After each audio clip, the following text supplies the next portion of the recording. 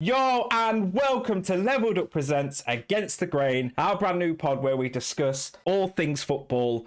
I'm your host, Saify, joined by regular co-hosts BPM Animal and Dcampion. How you doing, guys? I'm very well. I hope you're well, Saify. Hope you're having a nice I'm day. good. I'm a bit nervous. This is our first pod. I'm very nervous. How you doing, Dcampion?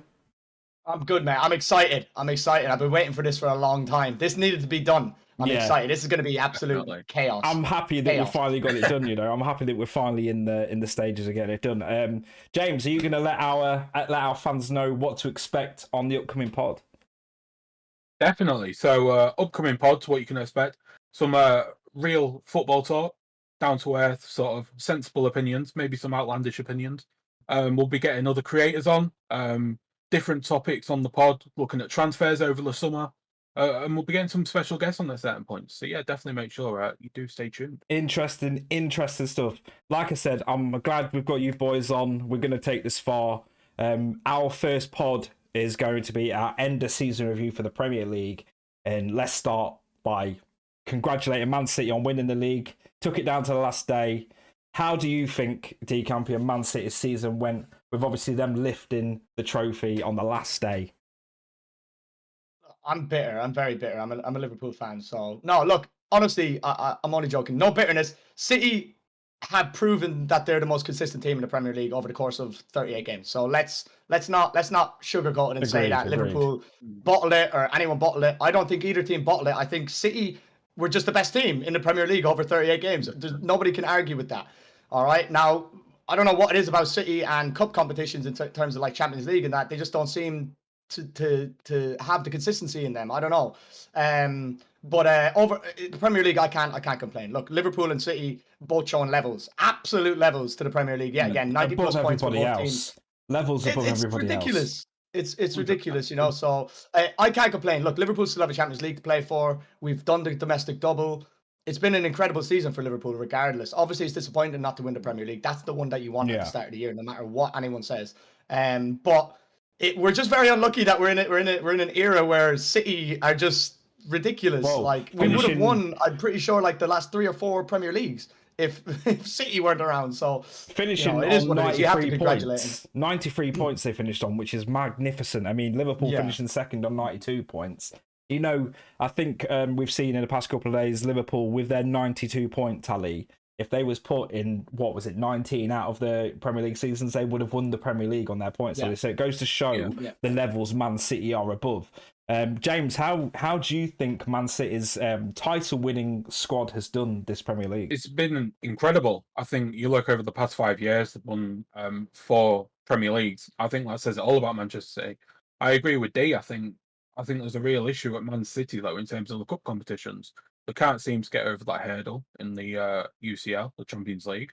They always seem to fall short, whether it's in the quarterfinals or the semi-finals. Is that due to the fact not having experienced players, though? Because I say experienced players, but you got Fernandinho. It was his last game for City at the weekend. You big guys like Company and that really wasn't in the squad when they were fighting for the Champions League, etc. So maybe experience is a massive key. Maybe not having that, that striker, because everyone said at the start of the season, Man City aren't going to do nothing this year because they don't have that striker. They proved us wrong, right? Sorry to cut you off there, James. I know you was going on a tangent there, but yeah. But no, like you say, the way Man City play, I think everyone looked at it and said, "Oh, they failed to get Kane. They're going to struggle. Liverpool potentially, they're gonna win the title." There was talk of Manchester United coming back, obviously signing Cristiano Ronaldo back in the summer with Sancho, 2 massive signings. And for whatever reason, they faltered and stuttered all season. But yeah, Man City, they seem to operate better without a striker. As daft as that sounds. You look at, they've just signed Haaland, obviously. Yeah, who massive rate signing. massively rate Haaland. Game over. Better ability than Mbappe, but maybe we'll save that for another conversation. Our next team in the league. But before we do that, what I want to ask you guys quickly, for you, this season, just in Man City as general, who's been Man City's player of the season, who's stood out and took charge of that team and gone, no, you know what, we're winning that league again. Who for you, Dcampion? It has to be De Bruyne. It has to be De Bruyne. De Bruyne has been head and shoulders above everyone. Like, I'm a Liverpool fan, and I've had a lot of people come to me and say, "How is Salah not one player of the season?" And I think, okay, cool, yeah, he's one top goal scorer. He has the most assists. He's been incredible, right? But for me, there's more to it than just goals and assists. You know, De Bruyne's presence, the way he leads that team, the way he pops up in clutch moments. He won the Prem for them this year with his end of season games. Like, it's 4 goals, 3. I believe he had 3 with his left foot.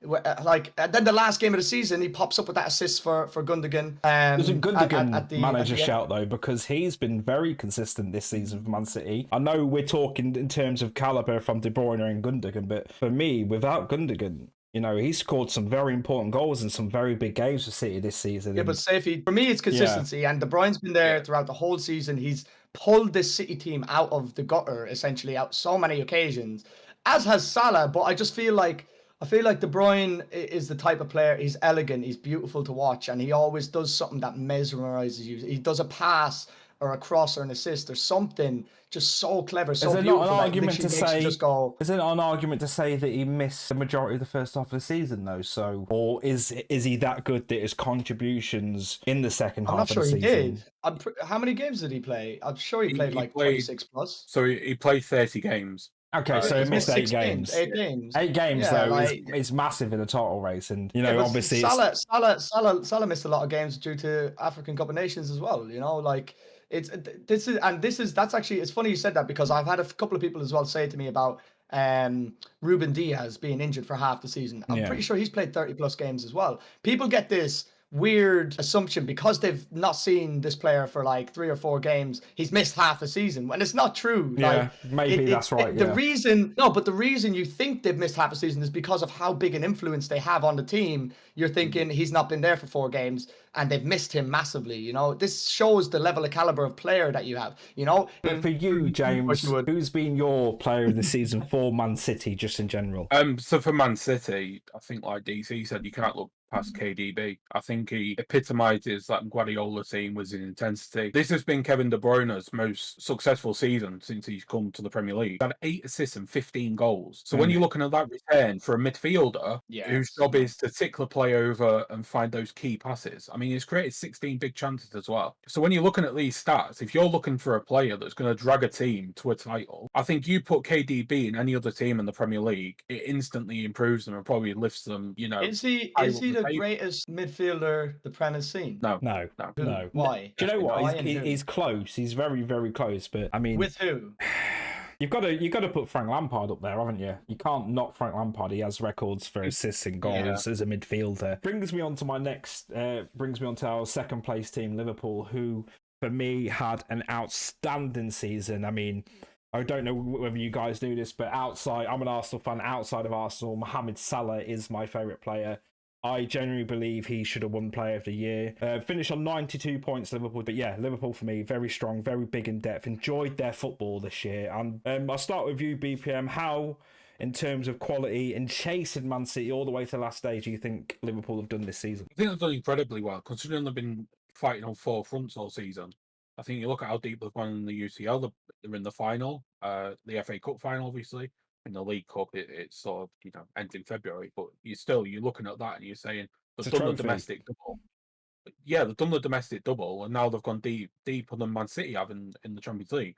So when you're looking at it like that and compare it to City's squad as well, City's squad, let's not lie here, they've got 2 teams that would finish top 4 in the Premier League. Yeah. Does that mean, based on all fronts, that Liverpool have had a more successful season than Man City, or is winning the Premier League eclipse everything that Liverpool have done this year? Because, like you said, let's be honest, they've been fighting on all 4 fronts with practically, the same 15, 16 players with an introduction of a youngster every now and then. Consistency and the way Klopp has them set up is remarkable, in my opinion. So what would you say to that, James? It's a difficult one to answer, because you're looking at the Premier League and it's the best team over 38 games. Yeah. So you have to respect Man City for what they've done to hold this Liverpool team up. Put your season together. Where could you improve on? Because, like I said, you only lost 2 games, less games than Man City, and you only finished a point behind the champions. Where are them extra 2 points coming from to win that league? And And how would you sum up your club season? I don't think we could do any more. You're looking at it and you're saying we've got 92 points, like 97 points the time before when City bet us by a point as well. We're not doing anything wrong. No. What can you do to improve? Probably get you get a striker. Don't forget, Liverpool haven't played with a striker this year. We haven't had a striker. Yeah, this is true as well. Liverpool and City haven't had a striker this year, and we've dominated Europe and we've dominated domestically. So one of your players for me that's gone under the radar, that's been outstanding, like, is Joel Matip. Free transfer coming in from Joel Matip. What a season! Especially you had Van Dijk out for the start of the season. Am I correct in saying? Full on, I mean, it wasn't a debate. It was an actual. I got angry because I had a Man City fan in my stream. And he was saying, there's no way you can compare Joel Matip to Ruben Diaz. And I said, I'm not comparing him. I'm saying Matip has been better than Diaz this year. I agree with that one. Literally seen him like you said, without Virgil van Dijk at the start of the year. And he really stepped up. He was a leader. He's scoring goals. He scored a few goals this year. Big goals as well. First of all, the most improved centre-back in the league. And for me, he's actually been the best performing centre-back in the league. I think he's been better than Van Dijk this year. Yeah, 100%. It's difficult. Being an actual Liverpool fan, I see him like every week. I see the players. I see who comes in, comes out. For me, Fabinho has been absolutely incredible. But I have to give it to Salah. Like, Salah's the whole reason we're in the position that we're in every single cup. Regardless of his form for the last 2 months, it's the form in the first 6 months of the season that has finished set us joint up top goal scorer and top assists in the Premier League. That says a lot for one of the main players of the Premier League. I mean, for you, James, Liverpool's player of the season? I mean, the obvious is Salah. Let's not lie. The obvious bet is Salah. Moving on to third place is Chelsea. Now, very mixed season for Chelsea. Definitely on and off the pitch is very controversial, especially coming off the back of winning a Champions League. You expect a team of that caliber to then go on and push for maybe another Champions League, or maybe push for a Premier League title. We all know Chelsea are a good team. We'll start with Campion. What are you thinking over Chelsea's season? Absolutely, Chelsea are a great team, and they for me they underperformed this year because of circumstances out of their control this year. I totally agree with that one. Would it have made a difference? Would they have actually went for the league? Probably not. Let's be honest. Liverpool and City were too good, and I do think they're heads and shoulders above Chelsea in terms of quality. But they definitely could have achieved a bit more, especially in the cup finals. Like, you know, they've lost 3 cup finals in a row now, FA Cup finals, I think, in a row now. Yeah. And it's disappointing, you know, but they definitely do have the squad there. And, you know, Tuchel is a great manager. The one thing I like about these certain managers, that they have philosophies, they have ethos. You know, we've seen at United, Ole Gunnar Solskjaer, he had no ethos, he had no way of playing. Yeah. And people were getting frustrated. You know? This is what I mean. You know, you look at City, you look at Klopp, you look at Tuchel. They have philosophies, they have ways of playing, and they're implementing it. So they will be up there. Teams with these philosophies will be up there, and when they have the right. Chelsea were distracted. The Premier League have approved the takeover of Chelsea, which means another influx of cash into the club. Whether they strengthen, tie down key players like Kante, who needs a contract. Yes, they lost Rudiger. I mean, James, what are your thoughts on Chelsea this season? It's a funny one for Chelsea because, like you said, they've had off the pitch distractions. I think for Chelsea finishing third, I actually think third is a bit of a overachievement for that squad. Well, they finished 3 points above Spurs, who finished in 4th, which we'll move on to in a sec. But they finished 5 points above Arsenal. But yeah, it's a bit of a weird one for Chelsea. Obviously, they've had the off the pitch distractions, but also, for me, Chelsea's transfer strategy last summer was not good. They brought in Lukaku. You know, you look at him at Manchester United. 100 million for Romelu Lukaku. As well, which is mad for me. Because are you sanctioning that for your clubs, lads? Are you sanctioning that for Spurs and Liverpool? No, I'm not. You're just not. Like, even at Arsenal and Tottenham, he just wouldn't. No, I mean, he did well at Inter Milan, let's be honest, but the 100 million fee for Lukaku would automatically improve Arsenal, yes, 100%. But for the fee and for his inconsistency, terrible signing. Probably the worst signing of the season for me in terms of transfer fee and consistency. But carry on, James, sorry. So when you're looking at Timo Werner, obviously in the Bundesliga, he used to run in behind a lot, and that's where he got a lot of his goals. Now, since he come to England, he didn't have that. It's not it's the setup, though, isn't it? It's the way Tuchel set up. Exactly. Lukaku's downfall. You'll have other players like Werner who, when things aren't going well for him, he'll put shift in for the team. You'll get work rate out of Werner, and he'll try his hardest to, you know, and the fans appreciate that, I think, in the end. But Lukaku for me is unplayable because of how different he is. He's big and strong, and he's quick, and he can finish. He's got the physicality of the Premier League. We've seen it. We've seen it in the first 5 or 6 games. We've seen Lukaku, what he can do. And then, I don't know what happened, whether it was a bad run of form, he just switched. And that's the difference. It's his mentality for me, which separates him from being a great player to an above average Premier League striker. Chelsea's player of the season is difficult because if we go off the start of the season, you could say Lukaku, you could say Mendy, the goalkeeper. Kante is always consistent. But there's no one for me that I could pick out other than Rudiger that's been solid for Chelsea this season. And for me, Rudiger wins that player of the season. BPM Animal, what do you think? I think there's 2 for me. I think there's Rudiger, as you say. I also think there's Mason Mount. Now, I think Mason Mount is very disrespected amongst, for whatever reason, I don't know why, I think he's very disrespected by a lot of the media, by a lot of English football fans.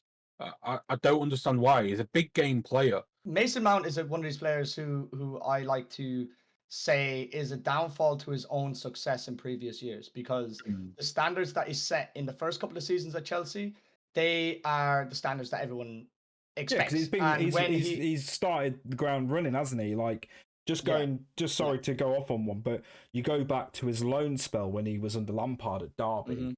He had an amazing season for Derby that year, and Chelsea wanted him back. He came back off his loan spell, and as you say, he's set that precedent for the quality that he brings that Chelsea side, and he's been consistent since. And obviously, you mentioned him this season being one of their star players, and what you were saying before, I'm fairly sure Mason Mount isn't far off the same stats as what Kevin De Bruyne has this year. Well, so Mason Mount this season, he's had 32 appearances, 11 goals and 10 assists. Now that's some going. That's 21 contributions. 21 goal contributions. He went under the radar for me. Somebody in my chat shouted out Mason Mount, and I laughed. I actually laughed because I was like, when you mentioned Chelsea this season, you just what about Chelsea? You don't think of anything, do you? You just think of Spurs off the pitch. James, I'll let you lead with this one. Obviously, the fight for Champions League, Spurs and Arsenal. I mean, it went right down to the last day, even though it was already confirmed. It was already in Arsenal hands plenty of times, but we choked. How do you think the divide between the North London sides has been this season in terms of quality between two teams has been for you? I think it's been a tale of 2 halves of the season from Tottenham's perspective. I think you look at Nuno, won August Manager of the Month, and obviously you've got the August Manager of the Month case. So eventually he was sacked. Obviously, that half-time against Manchester United, the boos at the stadium was unbelievable. I've never heard anything like it from Tottenham fans. For whatever reason, this time Spursy has come about. Now, everybody was expecting at the end of the season for Spurs. What do you mean for whatever reason? There's a reason you're called Spursy, okay? All right, there's a reason, and you know the reason. Okay, Spursy over there. He knows. Just don't because you got Champions League, don't get twisted. Mate, listen. We all know why you're called Spursy. Okay, why we always say there's a Spursy. There is the argument that his argument is they're getting away from that term. They are. Let's be honest now. But there's also the fact that Spurs. Let's not lie. We've been punching above our weight for many years. Yeah, I agree. Obviously, after 26 games, Arsenal, you had a game in hand. It was 6 points clear over Tottenham. Yes. So let's not get it twisted. Arsenal have had many chances this season to pull away from Tottenham. Tottenham didn't win 2 games in a row since Conte. No, I think it was from Christmas until April. We didn't win 2 games in a row, and I think that speaks volumes about how much Conte's had an impact.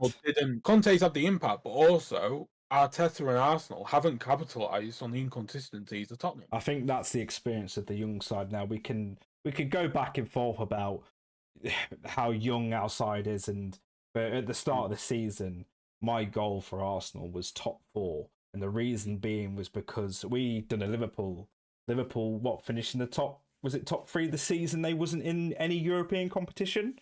And they've catapulted from that. Now, I was hoping to do the same with Arsenal. We was hoping to finish top 4, and we buckled under the pressure. Our inexperience in the side led to our demise of not reaching that top 4. Now, we are back in Europe. That's good enough.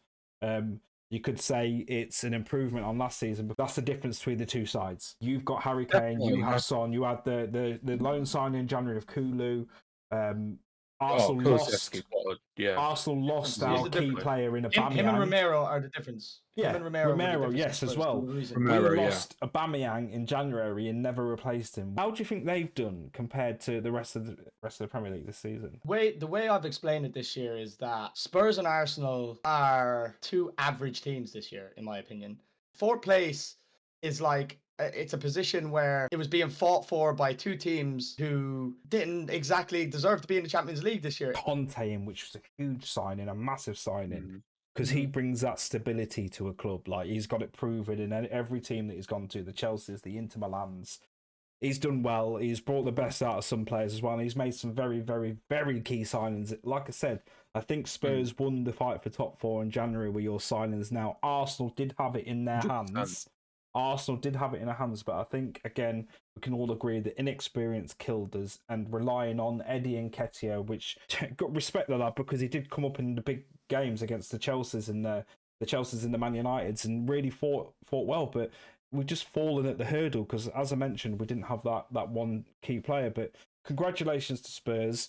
Yes, it's heart-wrenching inside. For me, with Arsenal, by the way, I think it's more detrimental that Arsenal had to get European football here than Spurs. I was about to say, yeah, Arsenal not getting European football is massive huge for Arsenal. Like, they are not going to attract any top players now. Like, in my Champions League has cost us a few signings, I believe, that were in the pipeline. Champions League has cost you money, it's cost you signings, and it's probably cost you getting fourth place next year as well. Conte, I believe, has been given 150 mil to spend in the summer. He's going to spend that wisely, probably on the players that he needs to build his team. Them not getting fourth is detrimental. I honestly think whoever got top four this season was a massive sliding doors moment for either club. I think if Tottenham didn't get it, I think you potentially seeing Conte leave. I think you're potentially seeing some of the key players leave, whether it's I don't know. James, the thing about Spurs is that you have the foundation there of a great squad. You have Kane, you have Son, who are world-class players. Yeah, you have two world-class players.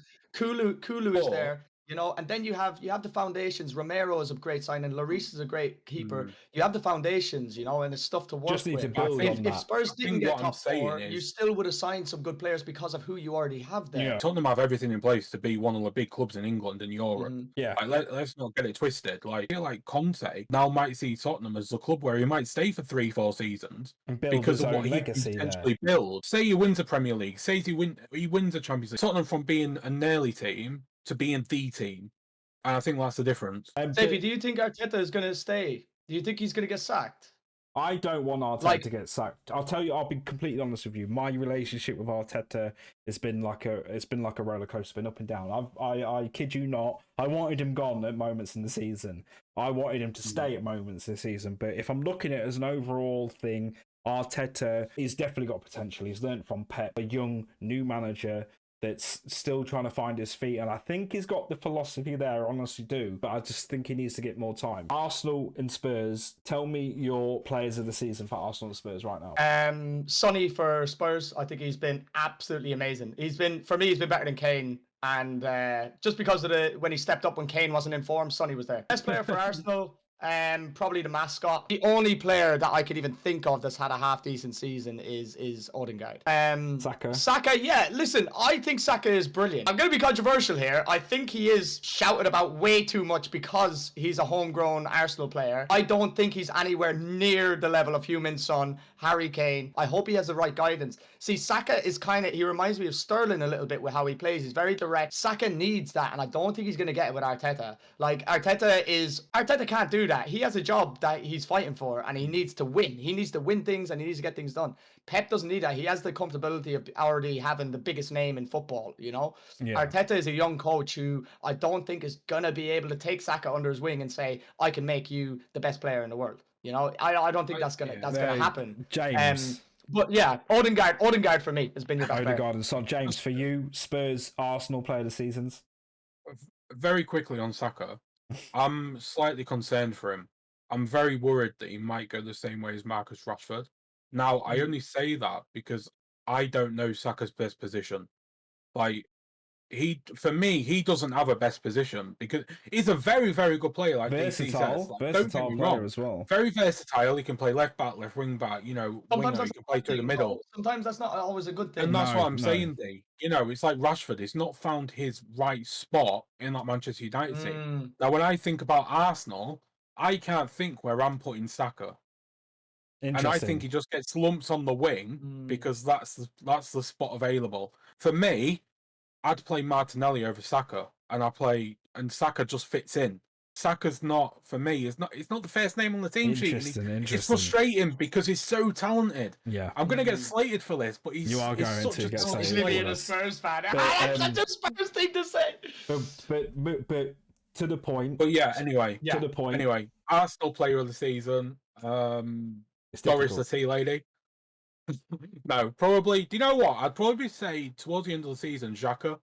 I think he put in some very, very good performances. You know what? Dcampion's got a face on him, but it wouldn't be in the realms of impossibility because Xhaka for us he's been a kind of a leader, not in the fact that he needs to, grasp it all together. But you go with Xhaka, that's fair enough. What about Spurs? Spurs, it's Romero. Romero, interesting. For me, Romero. I would agree with you on the fact that Romero's been quality for Spurs. I'm going to have to go with Son because in light of Kane's absence, Son was there and has been consistent in doing it. For Arsenal, I'll go with Martin Odegaard. I think he's really stepped up to the plate. He's really fit into the Arsenal style of play. I think I can see him being our next captain. He's leaded you. Yeah. He can be our next captain. But for me, Odegaard and Son. So, moving on from the top four fight, we had the downfall and downfall, no rise, of the once great Manchester United. What can you say positive about United seasons, James? The thing is, I don't think you can take them out of the top four conversation because before the season, people were shouting, potentially challenging Liverpool, Manchester City for the title. Just with the Ronaldo signings. No. They brought in Sancho, incredible in the Bundesliga. You look at what he did for Dortmund, phenomenal player. I still think he's a phenomenal player. Yeah. I think Solskjaer underutilized him. I think he put shackles on him. I think Sancho is one of them players that needs to be given the freedom to play how he wants to play. I think he's one of them sort of players that floats between the lines. And he creates moments himself. Ronaldo coming in, like you say, one of the greatest players to ever grace the game. I think behind Messi, best player to ever play football. Ronaldo's better than Messi, by the way. For another pod. That's another conversation for another pod. But do you know, looking at Manchester United's first game, so they had everybody fit, they had everyone playing. Pogba had probably one of his best games he's ever played for United with, 4 assists in one game? And that's when it was phenomenal, wasn't it? That's when all the United fans were popping up like, the league is ours, league is ours, which quickly in the next game really showed that they ain't ready for a title challenge, let alone a top 4 challenge. They capitulated probably every game after that with brief glimpses of quality in certain games. I'm struggling to find any positives from United bar the goalkeeper in De Gea, still I think is world class, and in Cristiano Ronaldo, which at 37 years old, with the amount of goals and assists and the contributions that he had to that Man United team at 37, can you imagine, take De Gea out of the Man United team, take Ronaldo out of the United team, where are United going to finish? They haven't won the game this season without Ronaldo in their team. It doesn't surprise me. It doesn't surprise me in the slightest. Every game Ronaldo's not played, they've not won. That's a crazy start. And United that tells the story. Listen, I'm looking at it now. Manchester United. We're talking about Manchester United here. Yeah, they've kept 8 clean sheets out of 38 games this season. 8, not even double figures. They have kept 8 clean sheets. Now, I say you're saying Harry Maguire has made a scapegoat. Raheem Sterling has blocked more shots this season than Harry Maguire. Listen, now we spoke about this before. This is a great point. Right? Although I have other points about Harry Maguire, right? Yeah. Harry Maguire for England plays in a 3, right? Correct me if I'm wrong. Yeah, he does, yeah. Or he has been playing in a 3. The reason you play in a 3 is because the manager doesn't trust a back 2. That's the reason It is. Point proven. When you were playing in a 4, you were conceding goals. When you play in a 3, you have a lot more cover there. We're not going to sugarcoat it here and say that Manchester United aren't a big club. Manchester United are probably one of the biggest clubs in the world. Club right? in the world, yes, they are. They are, right? So there is immense pressure coming from an £80 million. That's the foundation of a title. You've also got the mentality of the players wanting to fight for the badge as well. They didn't want... You look at Pogba, apparently one of the best midfielders in the world. You look at Bruno Fernandes, first 6 months of United career, incredible. They just wasn't there. Who's Rashford now? No, I disagree. I disagree with Rashford Bruno because people are on Bruno's back. And the same... the same thing about Bruno as what I say about Mason Mount. He's a downfall to his own success in his first season because Bruno hit the ground running and was scoring goal after goal. And let's not forget as well, he was on penalties all them other seasons too, so his goal tally was a lot higher, right? This season, he has still had a good season, by the way. I don't think people understand. I think let's just add weight to the argument, though, that United aren't a team. There are 11 individuals on a football pitch trying to play football together. They are not a team. 100%. There's a lot of controversial between the dressing room as well, isn't there? What we said before, and this is my issue with Manchester United, is that I think United, in terms of players, have lost in quality, but I do still think they have enough there to be successful. And what they've really missed since Ferguson has left is the foundation of the club and what Manchester United is all about. The identity. The identity. You live and breathe. I hope, this is going to sound mad because I'm an Arsenal fan, but I hope for football's sake, I hope for the history of the Premier League's sake that he can bring some type of stability to Manchester United, because although it wouldn't be good for some, it would be good to have another team in the reckoning. Do you know what I mean? Because it is. Yeah, I'm a football fan. I love Liverpool, but I'm a football fan. I want to see a good football season. I miss watching the old football, the old Arsenal v United, Vieira versus Keane rivalries, right? I miss it. I think it's Ten Hag, right? Who's coming? Ten Hag, yeah. He has a philosophy and he has the Cruyff way of playing. He's got an identity to bring to the club. Way of playing. Yeah. But we've seen it when Bielsa, I don't know if any of you've seen that Bielsa documentary when he went into Leeds. Now, obviously, it ended badly there this year for him. But when he went into Leeds, he completely changed the lifestyle of these players. And that's what was the difference between them getting back into the Premier League and doing well in the first season as well, by the way.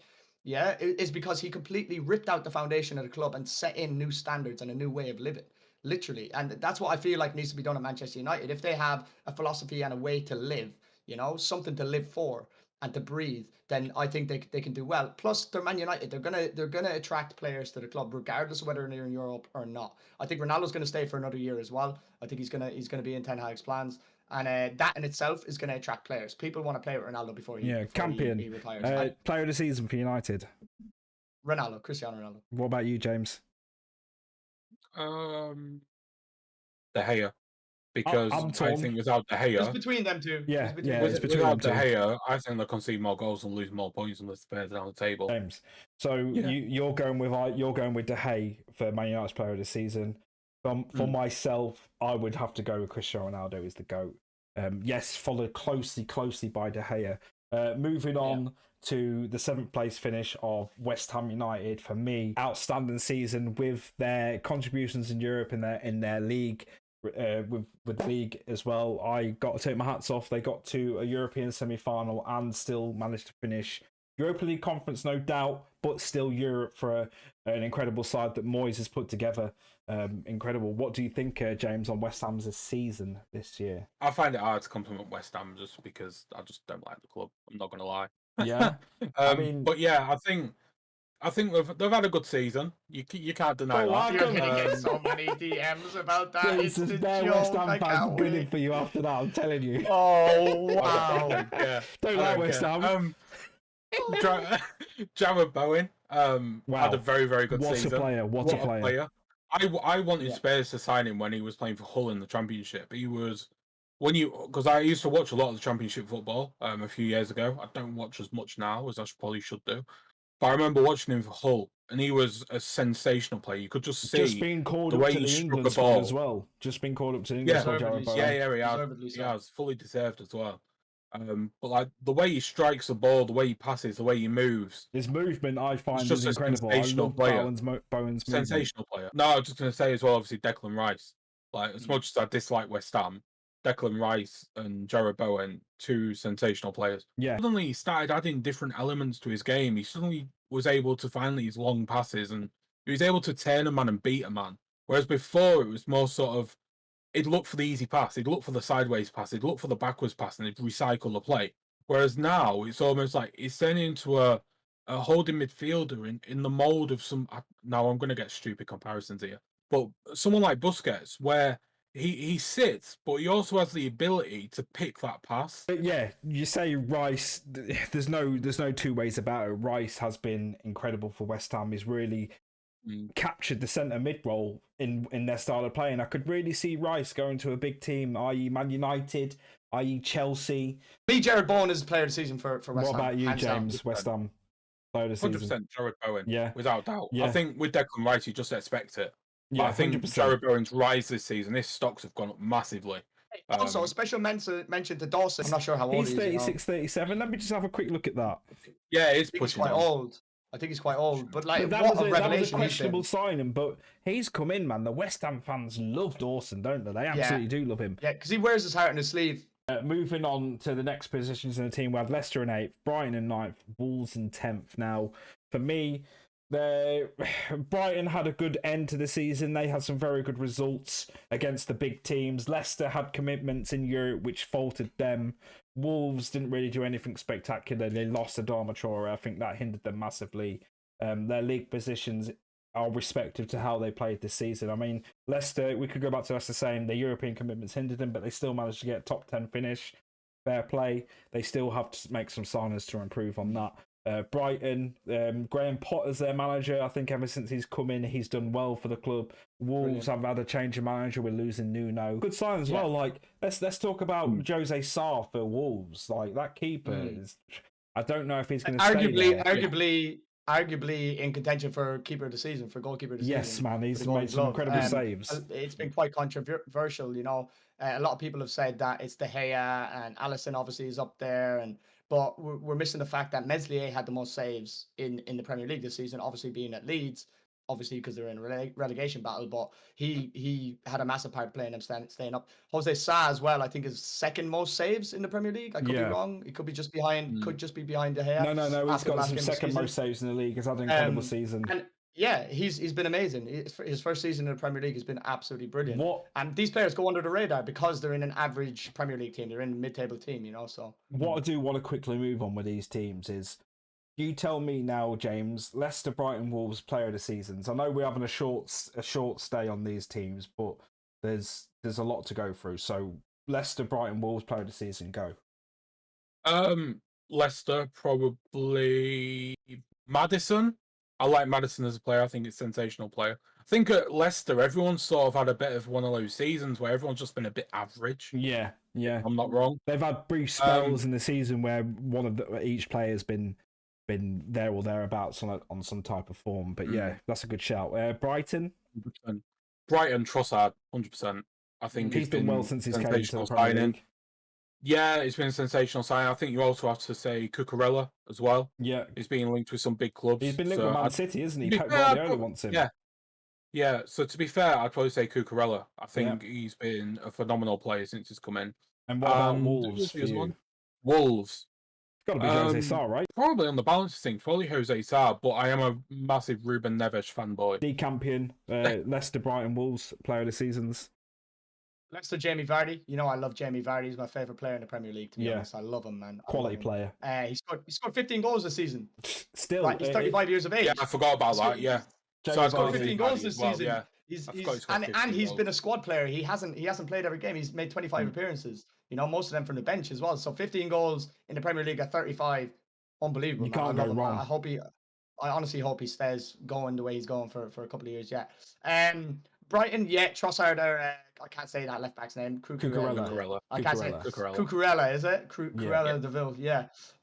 But he's been great. I'll be honest, I haven't watched an awful lot of Brighton, but anytime I have, Trossard has been their main player. He's definitely showed up against the Uniteds and the Spurs and the Arsenals, you know, bigger teams in there as well. Yeah, Spurs last minute was special. He's capable of that little. He reminds me of like a little bit of Hazard the way he plays. Like when he's on it, he's very Hazard. Like not just because he's Belgian, either, but he does have that little bit of that turn, little bit of Hazard. Like and then Wolves, I'm gonna go with Connor Cody. Unbelievable. I love the kid. I love him so much. I would take him at Liverpool in a heartbeat. The way he blocks. I said this on our Soccer Saturday that day, that I hate playing against Wolves because Connor Cody is just he just throws himself in, puts it on the line. He's the heart and soul. He's the heart and soul of everything he does. To play like that. It's so rare to see an old school centre back like that. You know, he was bred in Liverpool. He was brought up through the academy there, and you could see that Scouser in him. You know, where he just doesn't want to let up. You know, he doesn't want to break. So for me, Connor Cody is their player of the season. He's been fantastic, especially the second half of the season. Arguably, is probably one of the stories of the season is Newcastle United. My God. What a turnaround from, what was it, in December they were fighting relegation, and to finish 11th, and with the manager appointment, with the owners taking over, with the key signings they made in January. I would like to spend a moment talking about Newcastle United. BPM Animal, you can start us off on your thoughts on Newcastle United's season and how it went. Yeah, so Newcastle season was really interesting for me. I actually spent some time earlier and sort of had a read up, and it's really interesting how the season went. It was very topsy-turvy. They actually went on the longest unbeaten run in over a decade in the Premier League, so they won 6 and drew 3 in a row. But then also, at the same time, in the same breath, they had that winless run of 14 games, which obviously ended in December when they beat Burnley, crucially, 1-0. That was the defining moment for me in Newcastle's season. I think it was. It was that turning point, because suddenly all this hoo-ha about the new owners, the Saudi owners coming in, suddenly the new owners have come in. They've made the decision to, obviously, well, Ashley's gone, because obviously the new owners have come in. Made the decision to sack Steve Bruce. They brought in Eddie Howe, who's, let's not lie, very good manager, very competent manager. Like Eddie Howe. Gets his team playing very, very nice football. That's one thing I will say about Eddie Howe. That Bournemouth team played very, very good football. And then obviously they backed him in January. Now, January was crucial, just like it was for Tottenham. Smart signing off other rivals in the league. Exactly. So you look at the Chris Wood signing. At the time, people were like, 15 million for Chris Wood weakens a direct rival. Obviously, in the end, it didn't really matter. But you could also look at that in Burnley's perspective and say losing Chris Wood has relegated them. Yeah. Because they didn't have the goals. I mean, their goals.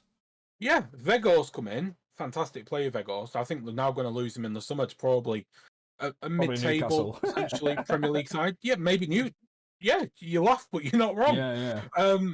But since that January window, they didn't look back. You look at the Bruno Gomes signing, what a player. Probably one of the best signings. And they're going to probably go get his mate Lucas Paqueta in the summer as well. And I don't want to even get started on what their summer business is going to be. I mean, just one thing I do want to point out with the Newcastle re-emergence is under Eddie Howe, he's been revitalised as a new player, new position, and you can tell he's got some fight here. He's physical, he's big, and he fought for Newcastle's badge, and they haven't had a player like that in a long, long time. But sorry to interrupt on you. I do have to touch on Joe Linton's performance throughout the season ever since he got taken over and changed that position. So, they've signed him for 40 million as a striker from German club, wasn't it? Was it Hoffenheim? Hoffenheim, yes. I can't remember. Same team that Firmino came from as Hoffenheim, Yeah. So they signed him for 40 million.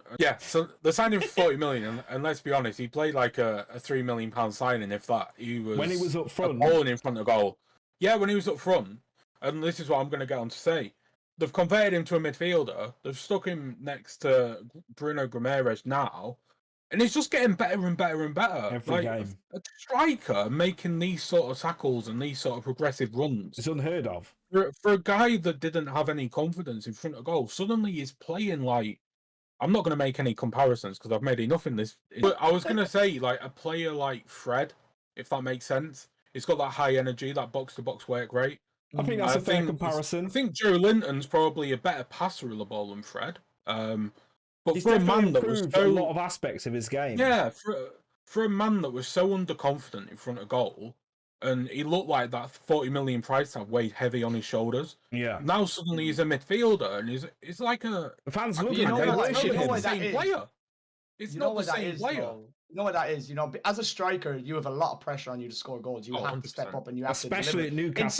Especially at Newcastle. Yeah, in centre mid, if you do some dog work and fight for the badge, make a few tackles, get around, score a couple of goals from late runs, you're a hero. Like, and I think what Eddie Howe has done is absolutely he's completely renewed this player, and it shows what a good manager Eddie Howe is. Now, I'm going to say something controversial here. I don't think Eddie Howe is going to last 2 years in Newcastle. I really don't. And it's obvious, not, though, to be fair. But it's not to Newcastle fans. I've It's a spoken to a lot of Newcastle stability fans. signing, Eddie Howe is. We've seen it at Man City, right? Let's look at Man City when they got taken over, right? Mark Hughes was the manager, right? Yeah. Sparky. They brought Mark Hughes in, or he could have been already there, right? He was the star boy to get everything rolling, right? And he got the players in. He had the money. He had the Robinho. Do you remember that? And Elano and all these players. And then all of a sudden they brought in the real business, Mancini, right? Mancini came in after him. Yeah. Right? And all of a sudden they're winning leagues. All right. Mancini wins a league, winning cups, and they start really building the Super Galactico team, right? The same thing is happening here. And I actually feel kind of bad for Eddie Howe because he stepped into a job where even if he does well, well for Newcastle would be top 8 or top 7 European in the first football. season, right? Top 6. European football right? is their Yeah, aim, exactly. isn't it? Top 6, top 7 we'll would be a great first season. And I think they will get it, right? Because Eddie Howe is a great manager for that. It's going to get to a point where they're going to spend 200 to 300 million in the next 2 years, let's be honest, if only that. And they're not going to really probably push for top 4 until the 3rd year. And then you're looking at the 4th year, probably a whole new revamp, bringing in the big boy, the big hitters, and really going for the title. People think this is going to be this is going to be instant success. It's not. When Pep came into City, he finished 6th in his first season. Remember that. Yeah. Pep Guardiola into that City team, right? We are talking about a takeover that is going to take years to rebuild, years. Like, especially with the expectation of Newcastle as well as a club. Exactly, and this is it. And I'm delighted for Newcastle. I love Newcastle. I think they're an incredible club, an incredible fan base. I really am happy for them because they deserve something like this. It's another powerhouse in the English Premier League, isn't it? So they're a powerhouse. They are a powerhouse, and I love their fans. They're so passionate. Their fans, I love it. And the fact is though that Eddie Howe is probably going to do well. He's probably going to get him 6th or 7th, and then probably fight for top 4. Maybe he'll get it. And then it's going to look like, okay, we need to start winning cups now, even if it's an FA Cup, a Carling Cup, or a Carabao Cup, whatever you call it. And then they want the Premier League and obviously Champions League success. I don't see Eddie Howe bringing that to him in the next 2 years. And I think they're going to get restless. Big backing owners mean restlessness, okay? Yeah, they want success, man. That's why they're pumping money in. Exactly. You look at Chelsea's management recruitment, they're if nobody wins something, they're gone.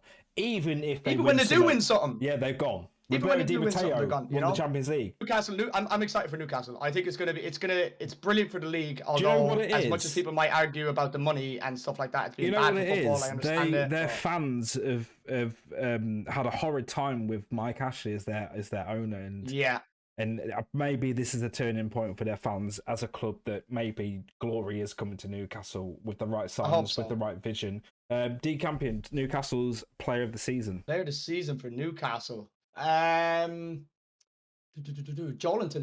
Definitely Joelinton. Yeah, I agree. Mine's Joelinton as well. He's been the heart and soul of him. He's the battler, isn't he? Yeah, he's lifted him. Even though Bruno Guimaraes deserves a shout, I just think Joelinton, because of his transition from striker to mid, wins it for me. What about you, James? I'll go with the Gucci headband. I'll say Maxim. I mean, I know we haven't mentioned him much. I just love him as a player. He's hot and cold, though, isn't he?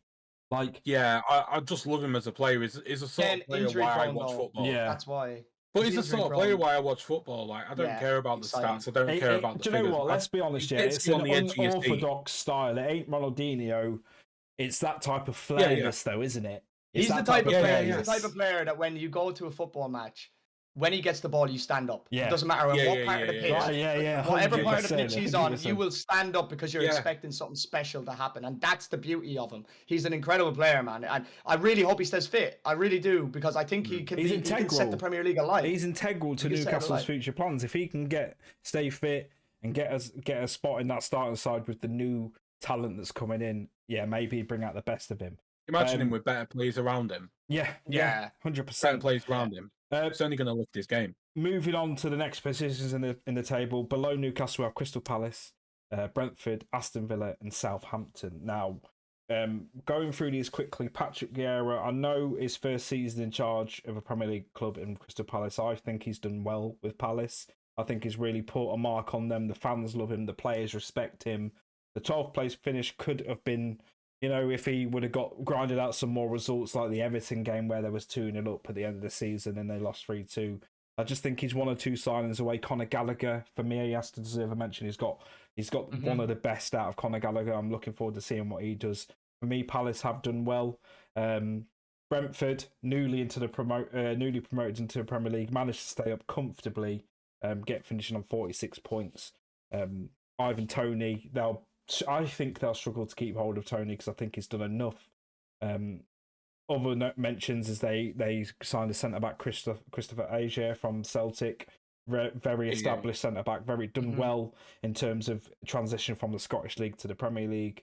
For me, Villa, after losing Jack Grealish, has hindered them a bit. I think they finished higher than 14th last year.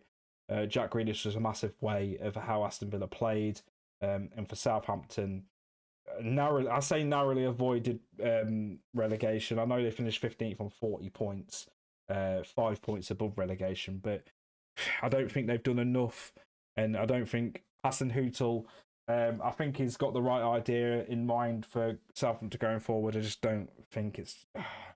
don't know how it's going to work with the players they have. Dcampion, Palace, Brentford, Villa, Southampton, your quick assumption on their seasons, and if you can, their players of the season. Yeah. So Palace, I think they're in a transitional season. You know, Roy Hodgson and Ray Lundin left them after last year. Yeah. I think Vieira's come in really and done a really great job. He's like you said, he's left a mark on him. Vieira has that philosophy of Arsenal. He has Arsenal bred into him, right? And he wants to play a certain way. But what I liked about Vieira this year is that he knew he couldn't play that way. He knew he couldn't play that way because he doesn't have the players to do it. So he adapted and he allowed them to he set them up defensively well. Manager? Absolutely, yeah. Absolutely. Commands respect as well. He earned his trade, I believe, at New York City and at Inter Milan. I believe he was under Jose Mourinho there while he played there for a while. So he knows what he's doing. People are seeing the start of Vieira's career, but in management, but he's actually been in management for a long time. He's he managed Nice last year. And learning, man, and at City, exactly. So all of this is coming in. I think Vieira's definitely, he's exciting. He's exciting as a manager. There is a centre back I want to mention for Palace. I forget his name. What a centre back he is! Is he on loan from Chelsea, or did they sell him? Because he was at Chelsea. I think they bought him. Yeah, I think they've got Tyrick Mitchell as well, the left back. He's pretty. He is the real deal. He is the real deal. He is a real deal Premier League centre back. He's going to be outstanding for them. Interesting, right? If they can keep him. Tyrick Mitchell as well. Absolutely sensational season for him. He's been brilliant. Also, another player I want to really mention is Lamptey as well for Brighton, by the way, who we bypassed. We didn't even talk about Lamptey either. He has been injured. I've got to say, he has been injured. And that's why I didn't mention that's a player. That's a player that I want Arsenal to sign to solve that. I can see him being would be a good signing for Arsenal. But Palace, I think that's standard for them. I think it's a good transitional season. I think they'll kick on and they'll probably finish in the top half next season if they make a couple of signings. Yes, agreed. You know, they have Alessi, I believe, as well. Oh, yes, Michael Alessi, from Reading. Who is it? Southampton, I think, are going to get relegated next year, straight off the bat. I don't think they're good enough. I think they got lucky this year that there was a lot worse teams than them. Brentford, again, they're probably going to be in a relegation battle again. Again, it might be another thing where we see a half-decent first season from a newly promoted team, and then really they're going to struggle, I think, next year. Yeah. I like Mbeumo. Mbeumo for Brentford has been brilliant. I know Tony gets the plaudits because of the goals he scored in that. But Mbeumo for Brentford has been absolutely brilliant. He scored a few important goals for them as well. Absolutely. And Villa, I actually have such a soft spot for Villa, even though they let us down on the last. They got my hopes up. Obviously, hey, shut up. And obviously having Coutinho and Gerrard there, it melts my heart, to see them there. But I love seeing Suarez in somewhere, possibly. I know, I've heard about this. I wouldn't be surprised, man. But I just have to say, Gerrard's first season, everyone's saying, oh, he's had a bad season. I don't think that's a bad season for Villa. Like you said, they've lost their best player.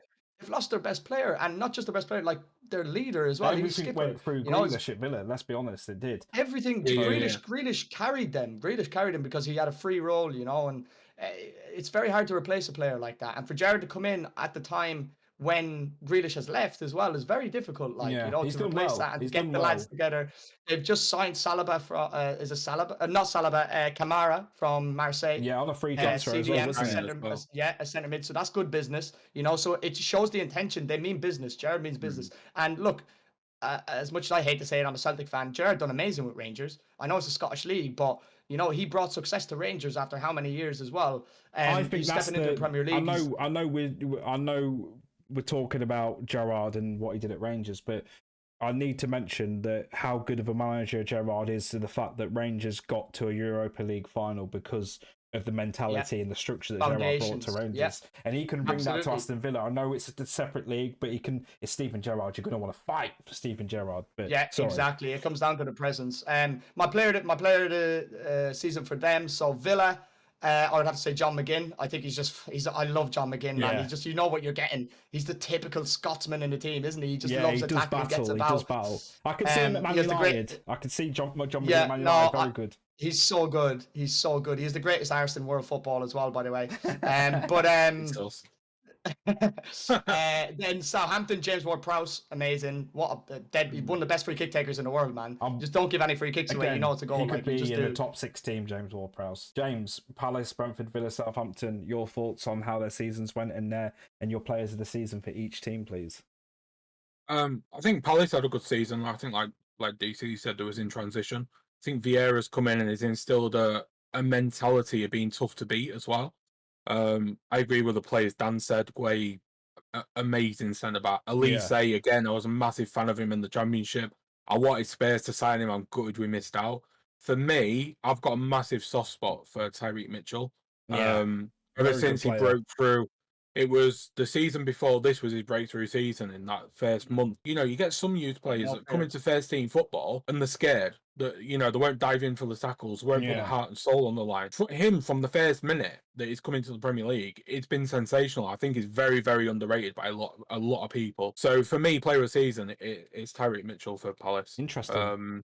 Brentford, again, for the first season in the Premier League, I think Thomas Frank's done a very good job. Yeah. The community stadium, is it? Yeah, the Brentford Community Stadium is the atmosphere there's rocking. Done so well because I think you see the newly promoted teams come up, especially Brentford, first time in the top flight. The fans rarely up for it, and it's such an intimidating place to go. Not many of the top 6 teams got a good result at Brentford. No. Player of the season, Ericsson. I think the way he's come back from obviously what happened at the Euros, obviously he went back to Inter and he's come back to the Premier League to Brentford. And is there on merit? Is there on merit as well? It's not this fairy tale love story. Well, you've also got to take, obviously, with what happened at the Euros, you've got to take into consideration you're taking a gamble on a player that could potentially not play for you again. So fair play to Ericsson. I appreciate it. He did very well at Spurs. He's definitely building his career back up, and all the best to him. I love Ericsson. Yeah, he really made that difference since coming in for Brentford. Really, it's one of them players that can just unlock a defense with the pass, like a Silva, De Bruyne, just special player. Villa, again, very good season.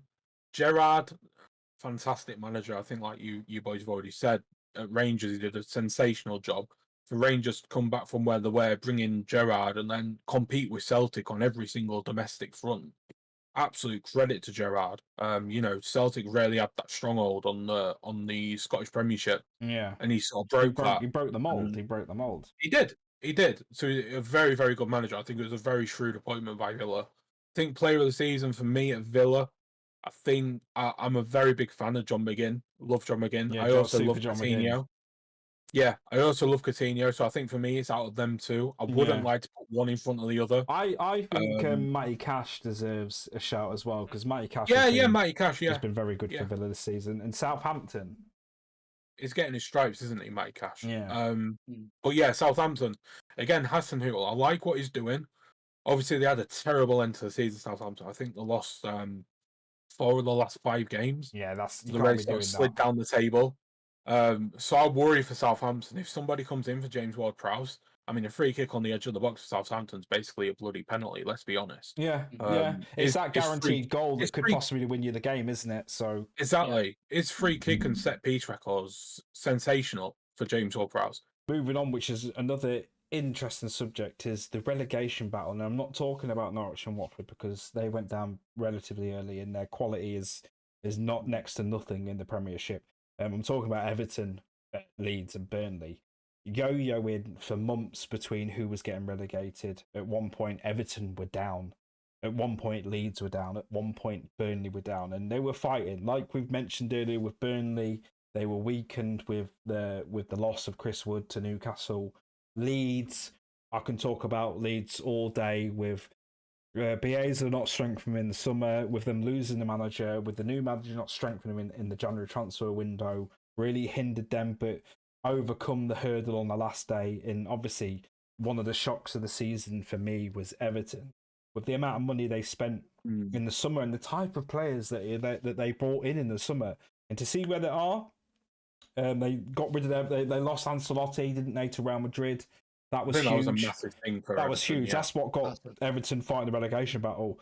Who came in after Ancelotti? Was it Lampard? Rafa. Wasn't it? I think his links to Liverpool hindered him in his progression at Everton. Now, when I say 100%. Links to Liverpool, the fans were really keen on that signing. And then, obviously, Frank Lampard came in with the ultimate task of keeping them up. And I think he managed to rally the boys in the end. And they got some key results, especially their biggest result of the season being, for me, was that going 2-0 down to Palace and coming back 3-2 with Richarlison being their star man. BPM Animal, we'll start with you on the season of Everton, Leeds and Burnley, with ultimately Burnley getting relegated. How do you feel their seasons went? And if we can have your player of the season for them too as well. For them three guys. Okay. So I'll start with Leeds because I like Leeds as a football club. Leeds are a massive footballing institution for me. Yeah. I'm pleased they stayed up. I wouldn't want to see them go down. I'd like to see them establish themselves in the league. I think Bielsa needed to go at the time he went. I think the problem with Bielsa was they wasn't winning games. My issue with Bielsa was I respect him as a manager and what he does is fantastic, but he cannot do what he likes to do in the Premier League because he likes that core knit squad. He likes a squad of 16, 17 players and then fill it with youth players. You can't do that in the Premier League. You can't rely on such a small core team because you saw earlier in the season when Leeds got 3, 4, 5 injuries, suddenly they were starting 17-year-olds and the full bench was the youth academy. Yeah. I think that's why Leeds are in the position they were in for a lot of the season.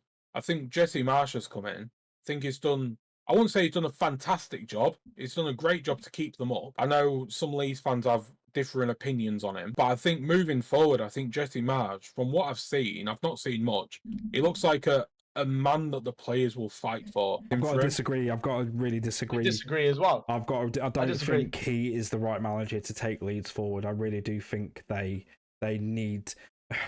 Look, you've got to give him a chance, but going into next season, I do believe he'll be one of the first managers to be sacked in the Premier League. That's just my opinion. The reason I disagree with that is because I don't think they fought for him. They fought for the club. They fought for the fans. The fans run that club. They are so passionate. I have a lot of Leeds friends, and they love the club. I think anybody who plays for Leeds is fighting for the fans. I don't think it matters who the manager is. I think you're there. At the time Bielsa was there, they fought for him. Because they did because it's Bielsa. Yeah, it is. But the overall point I'm trying to make is look at Dan James when he went to Leeds. We've seen a different side to Dan James. You know, that awful tackle that he made.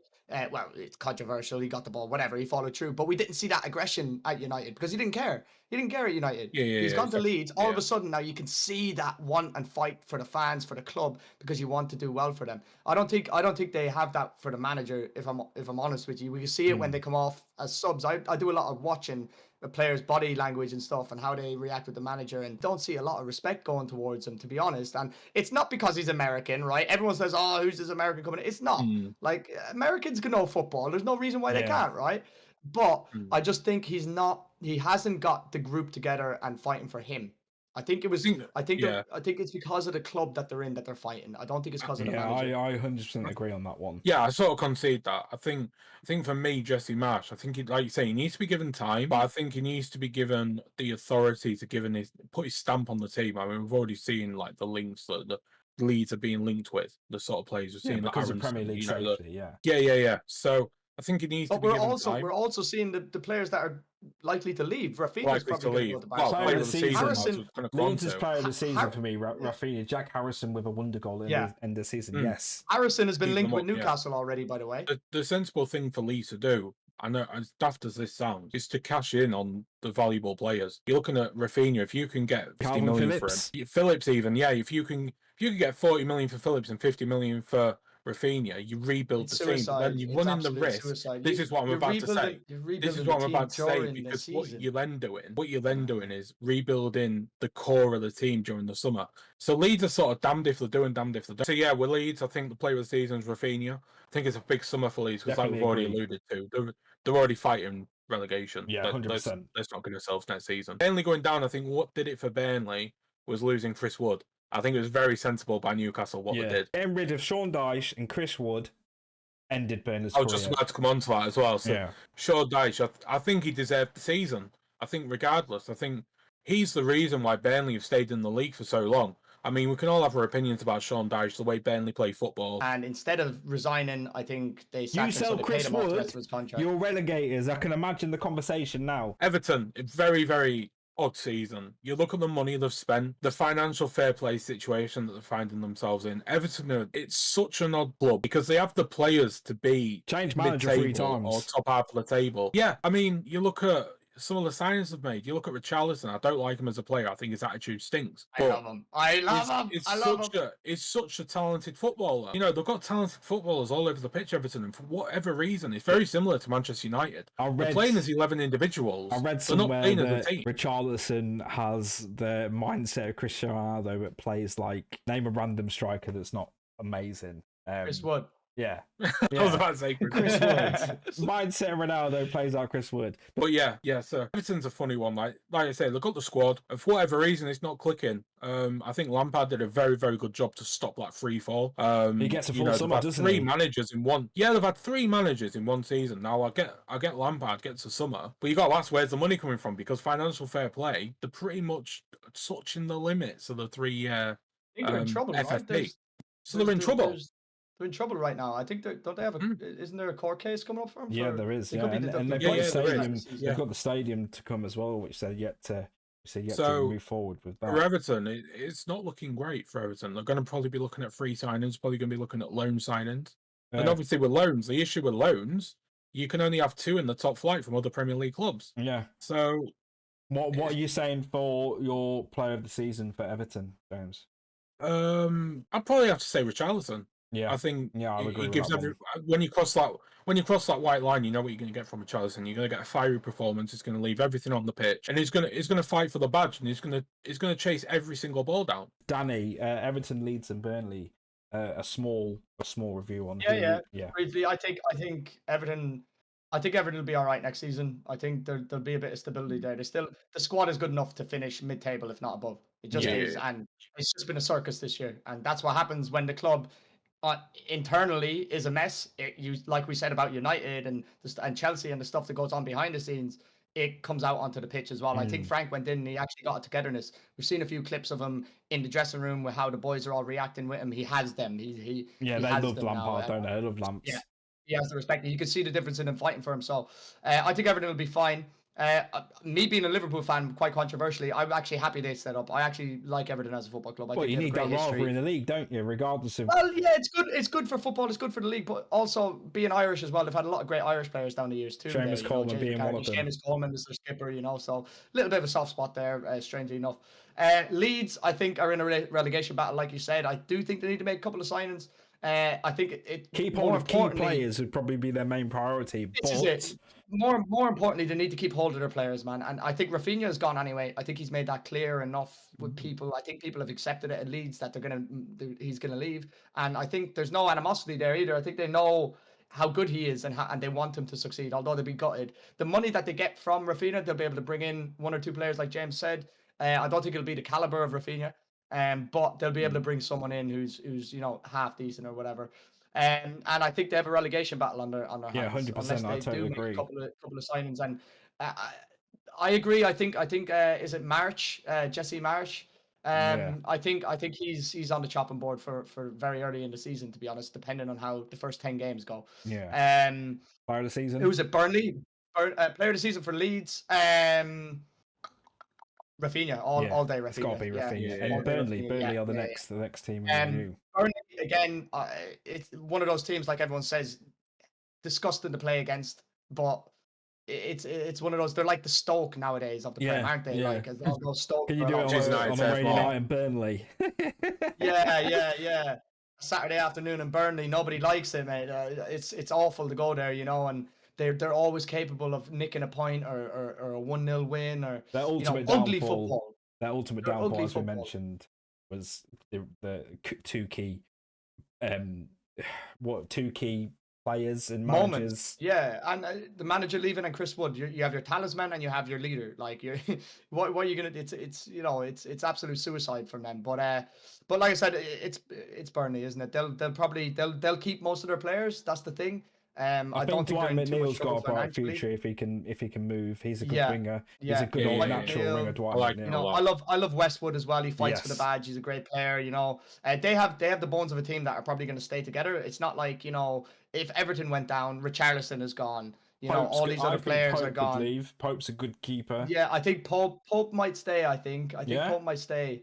I do think Pope will stay. Player I of don't the see who season he's for going to go Burnley? to. Player of the season for Burnley. It's difficult when they're a relegated side. It is.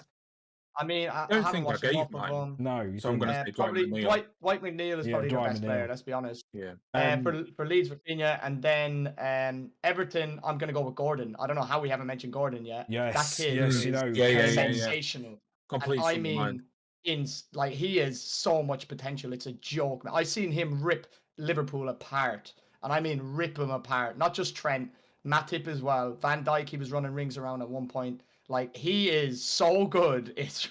I don't know why there isn't more hype about him. Like, I swear, I think is it's he because English of as the well, or is he Scottish? He's English. He's English. And like, I think it's because of the relegation battle Everton. It was overshadowed. Wasn't Yeah, it? but even more so then, he was their leader. Gordon was the one who was really. I know Richarlison and DCL got the goals, but Gordon was the one when Gordon was the one who was grabbing games by the scruff of the neck and taking players on and really moving Everton in the right direction. So I think Gordon for me was the player of the season, and he's really one to watch as well. I think he's going to be sensational. What could be a short description on two sides in Watford and Norwich? I don't think there's really much to say. 22 points and 23 points, one of the lowest ever in Premier League history. That to me, Norwich as a club, Watford as a club, they're yo-yos. I think they're too good for the Championship, not good enough for the Prem. And unless they have big backers, as in they get taken over and that's some serious investment, I think they'll forever be a yo-yo club in the two teams. This is no offense to a team like Norwich. This is no offense to a team like Watford. 5 wins for Norwich, 6 wins for Watford, 27 losses for Watford, and 26 losses for Norwich. Explains it all. I am struggling to find positives. Yeah, guys, outside of this, if you're listening, if you want to let us know what your thoughts on the two clubs, I do apologise with no disrespect. I have no idea. Dcampion, your thoughts on Watford and Norwich? Problem is the fans have backed the board. The fans have backed the board and the owners for the last few years because they didn't really understand what's going on. But now there's only so many managers and players you can go through before you start actually realizing it's not the way. The root of the issue the problem is not the players. It's not the players, and it's not, for me, Watford, like you said, are going to continue to be a yo-yo club until that happens. They've spent good money. I think they need to cash in on Sarr. I think Sarr needs to go because he's only got another year or two left before teams are just going to be like, okay, whatever. He's average. Like, you know, I think they have a great player in is it Hernandez that's there? The striker, yes. Yeah. He's a great player. They'll probably lose him. Is it Juan Hernandez or something like that? I think. Yeah, Hernandez, and they have Pedro there as well, I believe. Yeah, very good player. They have some good players individually, but they have good players. It just doesn't seem to work, does it, with the system and the setup that they have in place? And moving on to Norwich, what? Norwich are Norwich, man. Norwich are Norwich. I'm sorry, no disrespect, but Norwich have. How many times have we seen this from the two of the teams? You know, it's boring at this stage. You know, and it must be so frustrating as a Norwich fan. You get to the Premier League. But do you know what? Do you know what's mental is that, again, I spoke to a couple of Norwich fans and they're accepted of it. They actually are in such a routine of going up, then coming down. I think they'll struggle to keep hold of Max Aarons this summer. I think he would finally have enough. He's a good enough player, Max Aarons at Norwich. He needs to. I think he'll leave. But apart from that, I think they'll keep most of their team, and I honestly think they'll come back up. They are an elite Championship club, but not good enough for the Prem. No. Moving on, James, Watford and Norwich. Can you sum them up for us? And again, I wanna say that I have no disrespect towards the teams like Watford and Norwich, but it's hard to find positives when it's just the same old, really. To be fair, but go on, James. Sorry. So I think you're both hitting the nail on the head. They're both yo-yo clubs. I think with Norwich, it's just been a poor season all round. That's no disrespect to Norwich as a club. You know, they don't have the finances to compete. They don't have the players or the resources to compete with who they're competing against. And ultimately, football, as much as we hate it, is a business at the end of the day. Yeah, it's turned into that, hasn't it? Yeah. So I think for Norwich, I think, like you say, Max Aarons, I've been a fan of him for 3-4 years now. I definitely think he's earned enough stripes to get his Big promotion, if you want to call it that. And your thoughts on Watford? And Watford, well, Watford's a funny one because they've got some players I really like. Kamara, the left back, very, very good. One of their really new signings rate this him. year, wasn't he, Kamara? From, he was. Nice, he's done, he's done very, very well. Yeah. Is it Ngakia, the right back? I think it's Ngakia, how you pronounce it, I'm not sure. He's not a bad player. He definitely could do a job for a lower end Premier League team. And do you know who hasn't been mentioned? Emmanuel Dennis. Probably one of the better signings. He got linked with Arsenal at the start of the season, but obviously they're coming just in from Genk, I think. Was it Genk? Yes, that's correct. Yeah. Watford made some good signings, man. Sissoko as well is another one who's really good for Watford. And he's a perfect signing for a team like Watford. A leader, energy. I'm telling you, it's not the players. It's not the players. I can guarantee you it's not. Honestly, it stems very, very deep at that club, and it's such a shame. Just rounding up what we've spoken through and going into next season, we're going to be seeing Fulham and Bournemouth back into the Premiership. And obviously we've got the playoff final between Huddersfield and Forest. Who's going to win that? Who do you want to see in the Prem alongside Fulham and Bournemouth? I'd love to see Forest. I'd love to see Forest back in the Prem, back in the Prem as well. They have great history, great fans. I know obviously there's an incident the other day with Billy Sharp. That's one idiot out of thousands. A small number ruin it for the rest, isn't it? Yeah, always. They're in every club, but honestly, Forest for me, I've had such a soft spot for Forest since I love Brian Clough. He's like Clough is one of my heroes in management. Absolutely.